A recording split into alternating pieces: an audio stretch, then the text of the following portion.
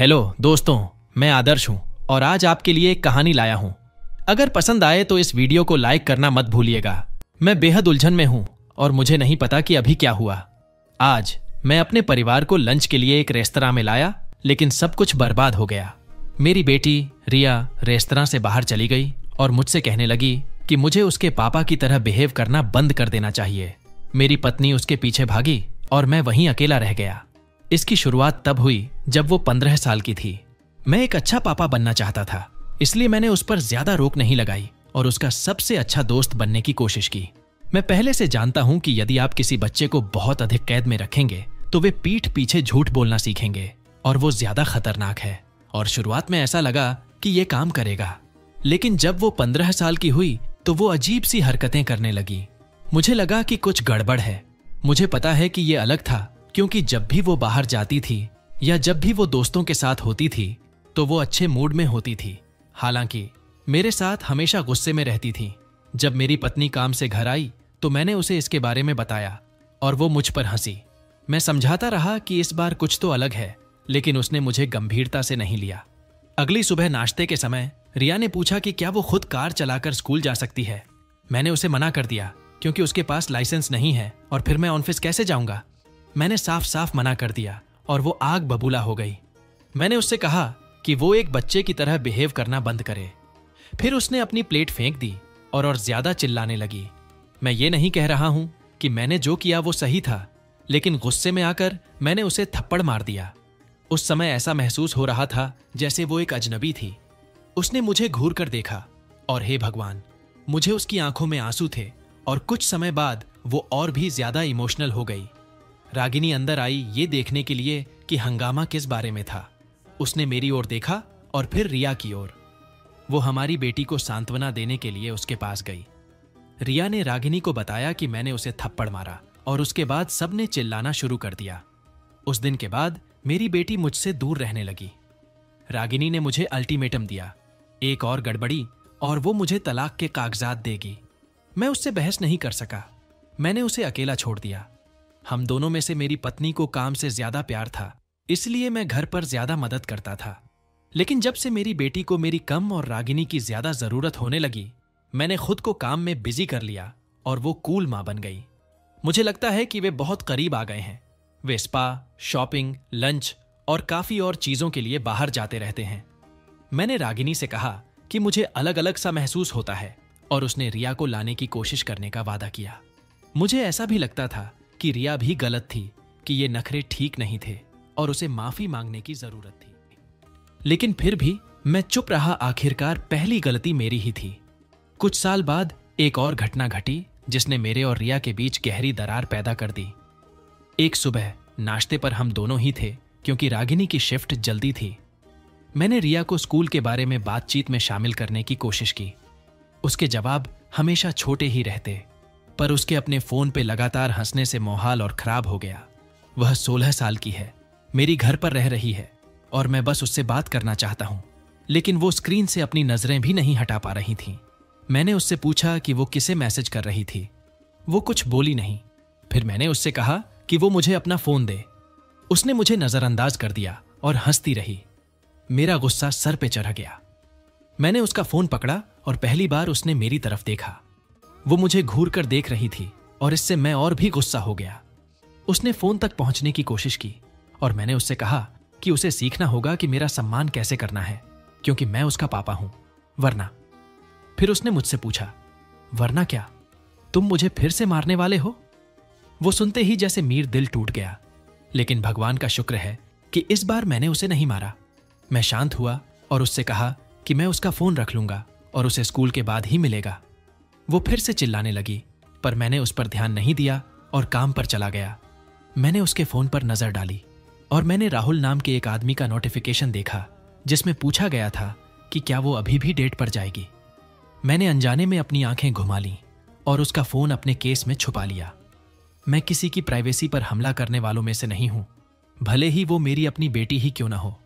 अपने lunch break के दौरान मैंने अपनी पत्नी को फोन किया और उससे पूछा कि क्या वो किसी राहुल नाम के लड़के को जानती है। वो ये सुनकर थोड़ी अजीब सी हरकत करने लगी, लेकिन फिर उसने बोला कि लड़का सही है। जब मैं घर पहुंचा तो रिया मेरे पास आई और अपना फोन वापस मांगा। मैं इसे अपने केस से पकड़ रहा था और उसने झट से इसे मेरे हाथ से छीन लिया और बिना कुछ कहे अपनी पीठ घुमा ली। मैं फिर से नाराज हो गया, इसलिए मैंने उससे कहा कि उसे अपनी हरकत पर ध्यान देना चाहिए। उसने बस इतना कहा, मुझे कुछ नहीं सुनना, मैं मम्मी को सब कुछ बताने जा रही हूं। जब रागिनी घर पर थी तो रिया ने उसे बताया कि क्या हुआ था और फिर पूछा कि क्या वो उस लड़के से मिल सकती है। मेरी पत्नी ने मेरी ओर देखा और मुझे लगता है कि उसने देखा कि मैं कितना असहज था। उसने उसके रिक्वेस्ट को मना कर दिया। हमारी बेटी अपने कमरे में चली गई और मैंने अपनी पत्नी को थैंक यू बोला। उसके बाद मेरी बेटी मुझसे बिल्कुल भी बात नहीं करती। जब भी मैं कमरे में होता था तो वो अपना फोन छिपा देती थी या तुरंत फोन की स्क्रीन ढक देती थी। वो मुझसे बात करने के लिए केवल तभी आती थी जब उसे पैसे चाहिए होते। बेशक मैं हार मान जाता था। उसे जो चाहिए वो मिलने के बाद उसे मुझसे कोई मतलब नहीं होता। जब मैं मना कर देता तब वो मुझ पे चिल्लाने लगती। ईमानदारी से कहूं तो उसके बाद मैंने हार मान ली। मैं सोच रहा था कि शायद एक दिन उसे अपने पापा के रूप में फिर से मेरी जरूरत होगी और हम अपने रिश्ते को सुधार सकते हैं। लेकिन साल दर साल बीतते गए और अभी भी सब कुछ वैसे ही था। मेरी पत्नी ने मुझे बताया कि रिया दूसरे राज्य में एक अलग यूनिवर्सिटी में जाने का प्लान कर रही है। मैं अंदर से घबरा गया क्योंकि ऐसा लगा कि अगर वो किसी दूसरी जगह चली गई तो मैं उसे फिर कभी नहीं देख पाऊंगा। फिर मैंने एक रेस्तरां में एक टेबल बुक करने के लिए कुछ पैसे जुटाए। रिया ने जाने से इनकार कर दिया, लेकिन शुक्र है कि मेरी पत्नी ने उस पर दबाव डाला। जब हम वहां थे मैंने अपनी बेटी को मुस्कुराते हुए देखा। माहौल अच्छा था, इसलिए मैंने ऐसा करने के लिए अपनी पीठ थपथपाई। मैंने अपनी बेटी से बात करने की कोशिश की, लेकिन मेरी पत्नी ने हल्के से अपना सिर हिलाया, इसलिए मैंने उसे बात करने दी। पूरे लंच के समय बातचीत ज्यादातर रिया और रागिनी या रागिनी और मेरे बीच होती थी। ये एक अजीब स्थिति थी और मुझे लगता है कि स्टाफ ध्यान दे रहे थे, लेकिन वे क्या सोचते हैं इसकी परवाह कौन करता है। मेरी पत्नी और मेरी बेटी के बीच यूनिवर्सिटी के बारे में बात शुरू हो गई। रिया ये बताते हुए बहुत खुश लग रही थी कि ये उसके लिए कितना अलग होने वाला था। उसने ये तक कहा कि वो सिर्फ इसीलिए इतना अच्छा होने वाला था क्योंकि उसको कंट्रोल करने वाला कोई नहीं था। मैं जानता हूं कि ये उसने मेरे खिलाफ कहा था, लेकिन मैंने खाना जारी रखा। लेकिन ईमानदारी से कहूं तो इसने मुझे उसके बारे में चिंतित कर दिया। ये पहली बार होगा जब वो अकेली रहेगी। साथ ही जितना वो बोलती गई उतना मैं चीजों के बारे में सोचता गया। हालांकि मैं उसकी चिंता किए बिना नहीं रह सका। वो पहली बार अकेले रहेगी। जैसे जैसे वो बोलती गई वैसे वैसे मैंने उसके यूनिवर्सिटी के बारे में सवाल पूछना शुरू कर दिया। रिया का सब्जेक्ट मार्केटिंग था और उसके अभी के यूनिवर्सिटी के पास इसके लिए बहुत अच्छा कोर्स था। अगर वो बाहर जाना चाहती थी तो एक बेहतर यूनिवर्सिटी क्यों नहीं चुना। मैंने अपनी चिंताएं उसे बताई। मैंने उससे कहा कि उसकी पसंद बेवकूफ़ी भरी है और उसे बेहतर ऑप्शन चुनना चाहिए या यहीं रहना चाहिए। मेरी पत्नी ने नकली खांसी की और मुझे पता है कि वो मुझे उसकी प्लान के खिलाफ जाने से रोक रही है। लेकिन आप जानते हैं कि क्या, मैं उसका पापा हूं और जो भी उसके लिए अच्छा होगा मैं उसे ही सपोर्ट करूंगा। मेरी पत्नी भी रिया के फैसले से सहमत क्यों है? मेरी बेटी खड़ी हुई और मुझे घूर कर देखने लगी। उसने मुझसे कहा कि मुझे उसकी पसंद तय करने का कोई अधिकार नहीं है। कमरा शांत हो गया और मुझे लगा कि बाकी लोग हमें देख रहे हैं। मुझे शर्मिंदगी महसूस हुई और मैंने उसे वापस बैठने के लिए कहा। उसने वही बात दोहराई जो उसने सालों पहले इस्तेमाल की थी। वरना क्या, तुम मुझे फिर से मारोगे? हमारे चारों ओर हाँफने की आवाजें सुनाई दे रही थीं। मैंने उसे समझाने का कोशिश की कि मैंने उसे नहीं मारा। फिर मैं ये कहते हुए पीछे हट गया कि मैंने ऐसा किया था, लेकिन केवल एक बार। मैंने अपनी पत्नी की तरफ देखा पर उसने बीच में घुसने से मना कर दिया। इसलिए मैंने रिया पर ध्यान वापस दिया और उससे कहा कि बस बहुत हो गया। अगर वो मेरा सम्मान नहीं कर सकती तो उसे घर छोड़ देना चाहिए। फिर उसने कहा, ठीक है, मुझे समझ नहीं आता कि मम्मी तुम्हें मेरे पापा बनने क्यों दे रही है, और फिर चली गई। कुछ समय बाद मैं अपनी पत्नी से हाई स्कूल में मिला था और मैं उसका पहला बॉयफ्रेंड था। हमारा कभी ब्रेकअप नहीं हुआ। अब 30 से ज्यादा सालों से हम दोनों साथ ही हैं, इसीलिए मुझे नहीं लगता कि मुझे डीएनए टेस्ट करवाना चाहिए। मैं घर वापस चला गया, लेकिन इस बार मैं सिर्फ नाटक से बचना नहीं चाहता। मेरी राय में 4 साल वैसी चीज को ठीक करने के लिए काफी है। मैं अपनी बेटी से बात करने वाला हूं और अगर वो नहीं मानी तो मुझे उसे घर से बाहर निकालने में कोई दिक्कत नहीं है। हालांकि मुझे उसे बाहर जाने के लिए कहने की जरूरत भी नहीं पड़ी। वो पहले से ही अपने बैग में कपड़े भर रही थी। जब उसे एहसास हुआ कि मैं उसके कमरे में हूं तो उसने मुझसे कहा कि मैं अब उसे कंट्रोल नहीं कर सकता क्योंकि वो जा रही है। मैंने उससे कहा कि मुझे कोई परवाह नहीं है और मैं बस यही चाहता था कि हुआ क्या है। मैंने उसके शब्दों को बिल्कुल वैसे ही दोहराया और उससे पूछा कि उसने वैसा क्यों कहा था। उसने आह भरी और मुझसे पूछा कि मुझे इसकी परवाह क्यों है, क्योंकि वो वैसे भी चली जाएगी। मैंने कुरेदना जारी रखा और उससे पूछा कि क्या मैंने जो किया उसके लिए वो मुझे कभी माफ नहीं कर सकती। मैंने उसे वो सारी बातें बताईं जो मैंने महसूस की। मुझे उस दिन किस तरह का पछतावा हुआ और मैं चाहता था कि मैं इसे वापस ले पाता। उसने 1 इंच भी देर न करते हुए अपना सामान में पैक करना जारी रखा। मैंने उससे कहा कि मैं हमारे रिश्ते को ठीक करना चाहता हूं। आखिरी हिस्से ने उसे मुड़कर मेरी ओर देखने पर मजबूर कर दिया। उसने आह भरते हुए मुझसे कहा कि मैं उसका पापा नहीं हूं। मैंने उससे पूछा कि उसका क्या मतलब है, तो वो नाराज हो गई और बोली, मैंने वही कहा जो मैंने कहा था। मेरी पत्नी ने कमरे में आई और उसने रिया का हाथ पकड़ लिया और उसे डांटा। वो चिल्लाई, अपने पापा से इस तरह बात मत करो, जिसने मुझे आश्चर्यचकित कर दिया क्योंकि वो हमेशा शांत रहती थी। लेकिन मेरी बेटी ने अपना हाथ झटक दिया और रागिनी से कहा कि मुझे सच बताने का समय आ गया है। वे दोनों मेरी ओर देख रहे थे। लेकिन हां, जैसा कि मैंने पहले बताया है, हमें डीएनए टेस्ट की जरूरत नहीं होगी। मेरी दुनिया उजड़ रही थी। मेरी पत्नी ने समझाना शुरू कर दिया कि कैसे उसने ये एक बार शादी से पहले किसी आदमी के साथ रात गुजारी थी। उसने सब कुछ छुपा कर रखा।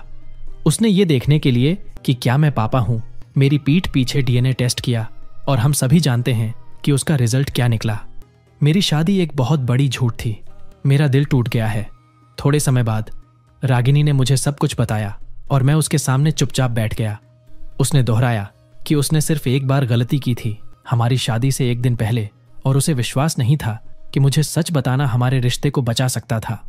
मैंने रिया के साथ ऐसा व्यवहार किया जैसे वो मेरी अपनी बेटी हो और मैं अब भी उससे वैसे ही प्यार करता हूं जैसे वो मेरी बेटी है। मैंने रागिनी से पूछा कि अब उसका गोल क्या है और उसने मुझसे कहा कि वो कुछ भी करेगी। फिर मैंने रिया की ओर देखा और वही बात पूछी, लेकिन वो पहले से ही अपने फोन पर थी। रागिनी ने उसे कोहनी मारी और जब हमने उसका ध्यान वापस दिलाया तो मैंने सवाल दोहराया। उसे कोई परवाह नहीं थी।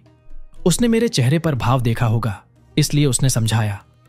उसने कहा कि वो पहले से ही अपने असली पापा राहुल के घर जाने की प्लानिंग बना रही थी और इसी वजह से वो इस नए यूनिवर्सिटी में जा रही है।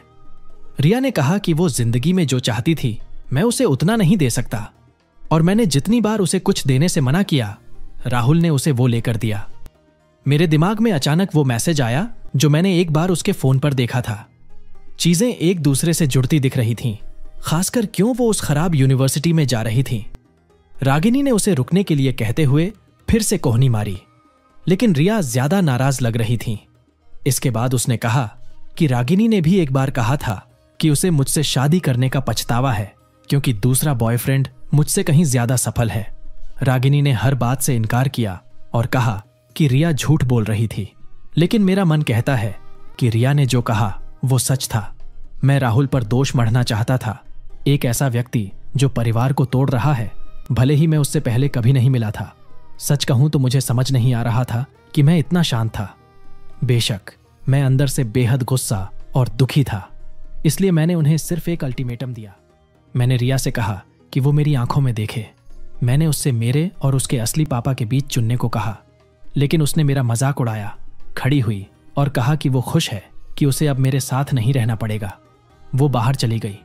रागिनी उसके पीछे भागी, लेकिन दरवाजे से बाहर निकलने से पहले उसने मुझसे कहा कि उसने मुझे चुना है, लेकिन मैंने उससे कहा कि उसे वो ओन ऑप्शन नहीं है। उसने हमारे शादी में झूठ बोला और आज भी मुझसे झूठ बोला। मेरे पास उसे वापस लेने का कोई रास्ता नहीं है। मैं बता सकता हूं कि वो रुकना चाहती थी और मेरा मन बदलना चाहती थी, लेकिन उसने इसके बजाय मेरी बेटी का पीछा करने का फैसला किया। अभी मैं छुट्टी पर हूं। मैंने काम से छुट्टी ले ली। मैंने सभी इनकमिंग कॉल्स को ब्लॉक कर दिया क्योंकि मैंने फैसला किया है कि मुझे अपने लिए कुछ दिन चाहिए जहां मुझे परवाह करने की जरूरत नहीं है। मैंने अपनी बहन को फोन किया और उसे सब कुछ बताया। उसने मुझसे कहा कि मुझे अल्टीमेटम नहीं देना चाहिए था क्योंकि यह साफ था कि रिया क्या करेगी। कुछ और समय बाद तो याद रखें कि रिया ने मुझसे कैसे कहा था कि वो अपने असली पापा के साथ जाने वाली है, जब उसने दरवाजा खटखटाया तो एक बच्चे के साथ वाली औरत ने दरवाजा खोला। रिया कुछ बोलने ही वाली थी, लेकिन उसके असली पापा ने उसे देखा, जल्दी से उसे बाहर खींचा और सब कुछ बताया। रिया ने उसे अपने राज्य के एक यूनिवर्सिटी में आने और उसके साथ रहने की अपनी प्लान के बारे में बताया। आखिरकार उसने पहले इस बारे में बात की थी कि उसका घर कितना बड़ा और खाली लगता है। हालांकि एक परेशानी थी, उसने अपनी पत्नी को रिया के बारे में नहीं बताया था। उसने ऐसा करने का वादा किया था, लेकिन एक नए बच्चे के आने के चक्कर में उसने बोला कि अभी वो वैसा नहीं कर सकता। मामले को थोड़े देर के लिए सोल्व करने के लिए उसने रिया को होटल में ठहरने के लिए कुछ पैसे दिए और उसे जाने के लिए कहा। उसने उसे अपनी पत्नी को समझाते हुए सुना कि रिया उसी के ऑफिस की नई लड़की थी और उसने अपनी पत्नी को बोला कि रिया अब उन्हें परेशान नहीं करेगी। ये सब खुद रिया ने मुझे बताया है। जब मैं छुट्टियों से वापस आया तो उसने मुझे मेरे फोन पर कॉल किया। उसने कहा कि उसे खुशी है कि आखिरकार मैंने उसका फोन उठा लिया। सच कहूं तो मुझे उसके लिए बुरा लग रहा था। मैंने उसकी कहानी सुनी और मुझे लगा जैसे वो खुद को जानबूझकर कमजोर दिखने की कोशिश कर रही है। तो मैंने उससे पूछा कि वो मुझसे क्या चाहती है। उसमें नए यूनिवर्सिटी के लिए ट्यूशन के पैसे मांगने की बात छेड़ दी। मैंने उससे अपने अमीर और असली पापा से पूछने के लिए कहा, लेकिन उसे पहले ही मना कर दिया गया था। उसका असली पापा चाहता है कि वो यहाँ वापस आ जाए, क्योंकि अगर उसकी पत्नी को पता चला तो वो अपना परिवार खो सकता है। ऐसा लगता है कि जिस पापा को उसने चुना था उसने बदले में उसे नहीं चुना। सब कुछ के बावजूद रिया अभी भी यहां से जाना चाहती है और उसके जिंदगी का हिस्सा बनना चाहती है, लेकिन ये अब मेरी प्रॉब्लम नहीं है। तो मैंने उससे कहा कि मुझे दुख है, लेकिन वो मुझसे किसी तरह की मदद की उम्मीद नहीं कर सकती। जब रिया ने ट्यूशन के पैसे के लिए रागिनी की ओर रुख किया तो उसे भी ठुकरा दिया गया। जब से मैंने रागिनी को हमारा घर छोड़ने के लिए कहा, उसे एक अपार्टमेंट किराए पर लेना पड़ा और अब वो अपने पैसों की कमी से जूझ रही है। कुछ ही समय बाद उसके असली पापा उसे पैसे नहीं दिए और न ही मेरी पहली पत्नी रागिनी ने। लेकिन मैंने उसे मना कर दिया, क्योंकि मैं अपने रुख पर कायम रहना चाहता था कि अब मेरी उस पर कोई जिम्मेदारी नहीं है। उसके बाद जाहिर तौर पर रिया ने अपने असली पापा को ब्लैकमेल करते हुए कहा कि अगर वो उसकी जरूरतों के लिए पैसे नहीं देगा तो वो खुद उसकी पत्नी के पास पहुंच जाएगी। रागिनी के अनुसार यह पागलपन था। रागिनी के बारे में वो हर वीकेंड मुझसे मिलने आती है या कोशिश करती है। मैं हमेशा उससे कहता हूं कि चले जाओ, क्योंकि मुझे झूठों से एलर्जी है। 3 हफ्तों के बाद मुझे लगता है कि वो जानती थी कि मैं झुकने वाला नहीं हूं, इसलिए उसने मुझसे कहा कि वो घर की हकदार है, क्योंकि हम शादीशुदा थे। इसलिए अगले वीकेंड में मैंने अपने वकील से उसे एक नोट के साथ तलाक के कागजात दिए, जिसमें लिखा था कि अगर वो मुझे परेशान करना जारी रखेगी तो उसके पास कुछ भी नहीं बचेगा। उसके बाद उसने मुझे अकेला छोड़ दिया। मेरी इसे तुरंत आगे बढ़ाने की कोई प्लानिंग नहीं है, क्योंकि अकेले रहना पहले से ही एक अजीब और बड़ा बदलाव था। लेकिन भविष्य में मैं ये पक्का करूंगा कि हमारा तलाक हो जाए। हो सकता है कि जब उसकी नौकरी में कुछ भयानक हो तब वो अच्छा समय होगा। हाँ, मैं मजाक कर रहा हूं। हालांकि अभी के लिए मैं बस खुश हूं कि उसने आखिरकार मुझे अकेला छोड़ दिया। मुझे लगभग 2 दशकों तक धोखा दिया गया है। ये बात मानना आसान बात नहीं है। मैं लगातार अपनी बेटी के साथ अपने रिश्ते को नष्ट करने के लिए खुद को कोसता रहा, लेकिन पता चला कि उसके गुस्से के पीछे एक बड़ा झूठ था और यहां मेरा आखिरी बदला है। इसलिए रिया और उसके पापा के बीच एक समझौता हुआ। उसके असली पापा उसे पैसे देता है और वे महीने में 2 बार एक साथ मिलते हैं। उसने अपनी चुप्पी के बदले में बस इतना ही मांगा। मैंने रागिनी से कहा कि मैं उसे माफ करना चाहता हूं, लेकिन मैं चाहता था कि वो अपनी वफादारी साबित करे। हमने 8 घंटे तक घूमे। मैंने उससे कहा कि मैं रिया से बात करना चाहता हूं और उसे वापस आने के लिए कहना चाहता हूं, ताकि हम फिर से एक पूरा परिवार बन सकें। लेकिन रिया शायद मुझसे बात नहीं करना चाहती, इसलिए मैं चाहता हूं कि उससे अचानक मुलाकात हो। मैंने रागिनी को बताया कि रिया अपने असली पापा के घर पर थी, इसलिए हम वहां गए। मैंने दरवाजा खटखटाया और वहां उसकी बीवी थी। मैंने उसे रिया की एक तस्वीर दिखाई और उससे पूछा कि क्या वो उस लड़की को जानती है। उसने हाँ कहा।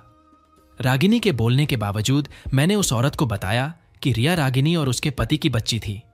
उसने हमारे सामने दरवाजा बंद कर दिया, लेकिन मैं उसे पति को बुलाने की कोशिश करते हुए सुन सकता था। रागिनी ने कहा कि उन्हें नहीं पता था कि यह मेरा प्लान था। उसके बाद मुझे रिया के पापा और रिया से बहुत सारे वॉइसमेल मिले। रिया मुझसे कह रही थी कि मैंने जो किया वो गलत था। मैंने उससे कहा कि अगर वो मेरी बेटी होती तो मुझे पछतावा होता, लेकिन वो नहीं है। अगर आपको ये कहानी पसंद आई और आप अगर ऐसी ही और कहानियां सुनना चाहते हैं तो इस चैनल को सब्सक्राइब करना मत भूलिएगा।